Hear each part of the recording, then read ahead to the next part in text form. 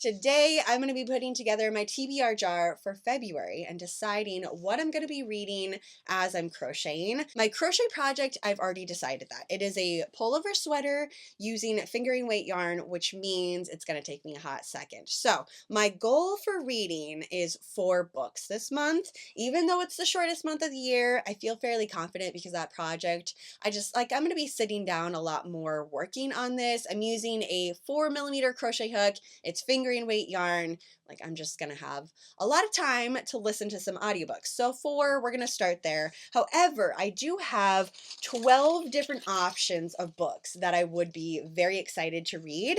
The fact that I am a mood reader means my TBR jar has to be highly curated. So it's February, I'm in the mood to read some Halloween slashers. We have a lot of black and red and pinks all over here. Maybe there is a heart in it. Oh, there we go. This one has a heart in it. So I'm going to go through all 12 of these options that I have. I used to do TBR jars where I'd have a little prompt in here, like pick a book with a sprayed edge. And I just found that I spent too much time looking for a book. And especially the fact that I like curated lists, I'm a mood reader, all of that put together means that my TBR jar, it just needed to be customized to me specifically a little bit better. So this is how I do it, and it's actually been very useful. Last month, I tried it this way, and I made it through all 4, well, 5. 5, 1 carried over from December, but 4 that I chose for January, I actually made it through all of them. So I'm hoping that's gonna work again for this month. I'm gonna go through all 12 options first, read the titles, put them in the jar. I'll pick out the 4, and we'll go into a little bit more depth of the 4 that I'm actually going to read. So first up, we have Matchmaking for Psychopaths. The color combination and the name alone, that's what got me. Next up is Love Letters to a Serial Killer. This one was actually suggested to me, the Dead Husband Cookbook, and I just haven't got around to it. So I figured, you know what, Halloween, that feels right to read. A Love in the Time of Serial Killers. This one I knew absolutely nothing about. I simply picked it because of the cover, 2 sides to every murder. I'm a big fan of murder mystery books, so I always have to have a couple in my TBR jar. How to Kill Men and Get Away with It. Oh, this one, Hungerstone. When it first came out, there were so many other really good books on my list that I just didn't have time to get around to it. And it really did make me sad. So I might have to make an exception for this one. If I don't pull it out of the jar, I might add 5 to my list. A Dowry of Blood, vampires, serial killers, murder mysteries. It all goes together for Halloween. Oh, another one that was suggested to me, Bloom. The person that suggested it said they had a really good time with it, but it was just wild. Like, it's a book they still think about to this day after reading. And I love those types of books that just hang around with you. The Lamb, another one that was suggested to me. Oh my gosh, okay, it's like half of my queue this month. We have House of Beth. Anything with fruit on the cover or hearts, I was also looking for. Their Monstrous Hearts. For obvious reasons, I chose this one. And the last one is My Darling Dreadful Thing. The cover is just everything to this book. And there we go. That is my entire jar for February. Let me mix them up here a little bit and pull out the 4 books that I'm going to read. All right, first up we have Matchmaking for Psychopaths. I'm so happy that I pulled this one. The genre that it's categorized is dark comedy thriller. Comedy horror in and of itself, that is my favorite all time. Like, I'm gonna reach for that every single time, no matter what the story is.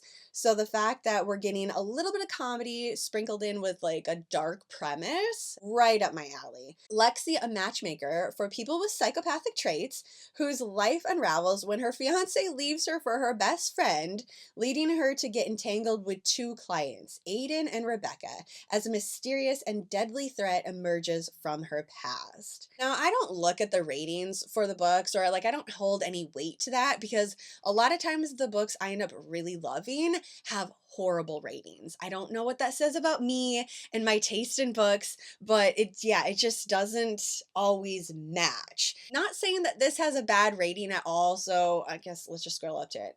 Okay, rating is 3.6 out of 5, which I guess that's pretty mid-range. If I rated a book anywhere from 3 and up, I would still suggest it. But it doesn't really matter to me because I don't pay attention to that in any way, shape, or form. But if that means anything to you, that's what people have been rating it so far. And reviews, I do not look at all before I get into the book. Afterwards, absolutely. I'll go through and see how other people felt about the book and the characters and everything. But beforehand, I like to kind of just go in knowing nothing but the title and what they have on the back of the book. So this is the first pick out of 4. Couldn't be any happier. Next up, we have Hungerstone. Oh my gosh. You already know. I'm so excited about this one. So this book is a retelling of Carmilla. And if you have not read that one, put Carmilla on your queue. Like, don't even put it in your TBR jar. Put that one on your list to read right now.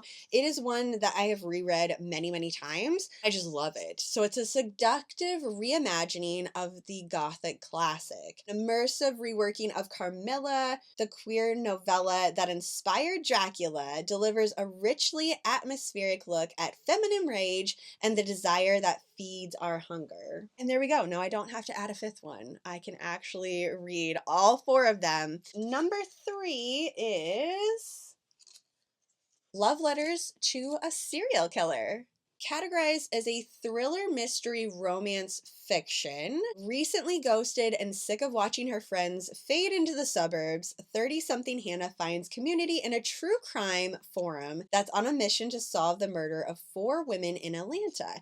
After William, a handsome lawyer, is arrested for the killings, Hannah begins writing him letters. It's the perfect outlet for her pent-up frustration and rage. The exercise empowers her and even feels healthy at first, until William writes back. So this is going to be a story not only gets into true crime, but it becomes part of her life, which seems very interesting, and there are many different ways that this one can play out. I'm very intrigued to see, like, what is the ending that we're going to be hoping from this book. I don't know. But book number 3, there we have it. All right, then the last pick for the month is Dowry of Blood. Dark fantasy sensation which spins the gothic seductive tale of Dracula's first bride. This is the order that I'm going to read them simply because I don't want to think about it. This is just 1, 2, 3, 4. We're going to go right down the road. So first up, we have Matchmaking for Psychopaths. Next is Hungerstone, followed by Love Letters to a Serial Killer, and then finally, Dowry of Blood. I'm going to keep these in here just on the rare chance that I need more reading materials. I can go ahead and choose another one, so we're just going to let that sit in my little library. Now, moving on to the only book that I have this month, the only tangible book that I'm going to be reading a copy of. This one doesn't have anything to do with Halloween. I picked it simply because this is how I feel during February. Like, it is still cold out. It's gray. The sun is hardly ever out. It's just a bone-chilling cold in February. So A Killing Cold felt very appropriate to read. A gripping tale full of dizzying twists and turns.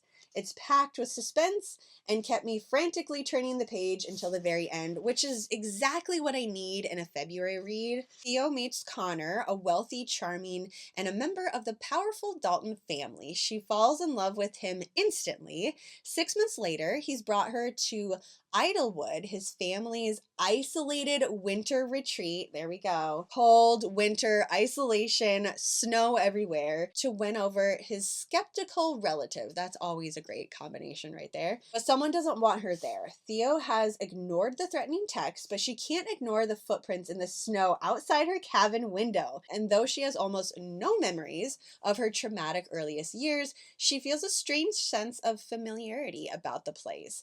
Then Theo finds finds something impossible, a photo of herself as a child, a photo taken at Idlewood, and she realizes someone is hiding a terrible secret and she's been here before. Hopefully I can get a couple of chapters read tonight and see if it's going to be a good one to even read at the end of the night, because I do that a lot where I'll pick books that I'm really into and I want to know what is the secret, what is the mystery that we need to uncover, and it defeats the purpose of me winding down for the night. So I end up reading 6 or 7 chapters when I really only meant to read 2 chapters and then fall asleep type of deal. So hopefully it'll be a nice balance. I want to know the mystery, but also it'll help me wind down too. I don't know. If it doesn't, I'll just go ahead and shift it over. Then this will be my copy that I read in the morning with my coffee. But for now, that is the order. That is my TBR jar for February. Hopefully you have a little inspiration now for your own list